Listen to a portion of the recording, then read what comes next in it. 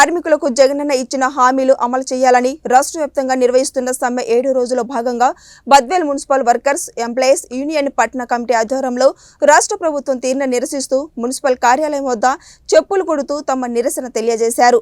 ఈ సందర్భంగా సిపిఎం పట్టణ కార్యదర్శి కె శ్రీను మాట్లాడుతూ ఆనాడు మున్సిపల్ కార్మికులను పొగడలతో ముంచెత్తిన పాలకులు నేడు వారిపై దుష్ప్రచారం చేయడం సిగ్గుచేటని, నేడు వేతనాల పెంపుపై పెదవి విరచడం శోచనీయమని అన్నారు।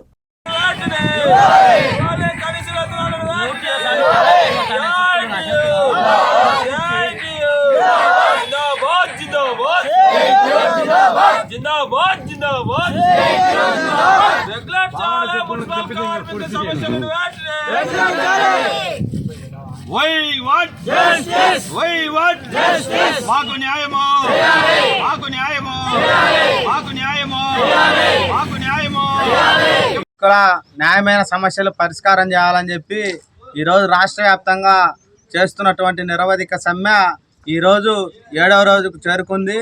7వ రోజుకు సమ్మె చేరుకున్నా కూడా ప్రభుత్వం ఏమాత్రం కార్మికుల న్యాయమైనటువంటి సమస్యలు పరిష్కారం చేసే దిశగా ఆలోచన చేయకుండా కార్మికుల యొక్క సమ్మెని ఈరోజు పాలకవర్గాలతో అదేవిధంగా స్థానికంగా ఉన్నటువంటి మున్సిపల్ కమిషనర్లతో మీ సమస్యలు ఏమి లేవు కదా, మేము ప్రతి నెల జీతాలు ఇస్తూ ఉన్నాం కదా, మీకు పిఎఫ్ ఈఎస్ఐ అన్నీ కడతా ఉన్నాం కదా అని చెప్పి కార్మికుల్ని ఒకంత భయభ్రాంతులకు గురి చేసే విధంగా మాట్లాడి సమ్మెను విచ్ఛిన్నం చేయాలని చూస్తూ ఉన్నారు। మేమేమి ప్రత్యేకంగా గొంతెమ్మ కోరికలేం కోరడం లేదు।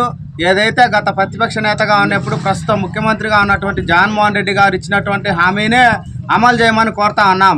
ఈరోజు సచివాలయ వ్యవస్థను తీసుకొని వచ్చి ప్రజలకు మెరుగైన పాలన ప్రజల ముంగటికే అందియాలని చెప్పి ఈరోజు సచివాలయ వ్యవస్థ ద్వారా అందరినీ కూడా పర్మనెంట్ సిబ్బందిని నియమించి ప్రజలకు మెరుగైనటువంటి పాలన అందిస్తున్నటువంటి సంక్షేమ పాలన అందిస్తున్నటువంటి జగన్ సర్కార్ ఈరోజు ప్రజలకు మంచి ఆరోగ్యాన్ని, వాళ్ళకు ఆరోగ్యమైనటువంటి జీవనాన్ని ఇవ్వడంలో ప్రధాన పాత్ర పోషిస్తున్నటువంటి మున్సిపల్ కార్మికుల్ని పర్మనెంట్ చేయడంలో ఎందుకు నిర్లక్ష్యం వహిస్తున్నారో వాళ్ళకే అర్థం కావాలా।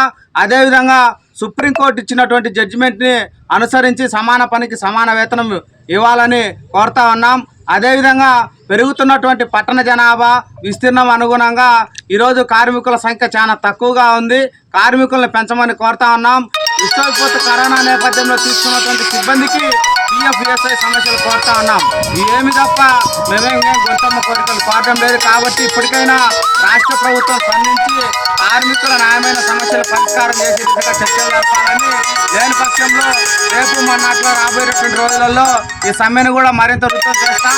ఈ సమ్మె వలన ప్రజలకు కలిగేటువంటి ఇబ్బందులన్నిటికీ కూడా రాష్ట్ర ప్రభుత్వమే పూర్తి బాధ్యత వహించాలని చెప్పి కూడా